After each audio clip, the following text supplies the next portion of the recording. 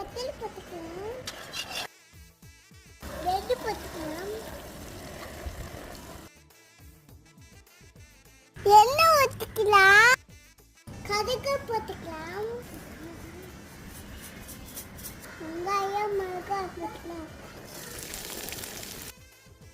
இஞ்சி பூண்டு போட்டுக்கலாம், தக்காளி போட்டுக்கலாம், உப்பு போட்டுக்கலாம்,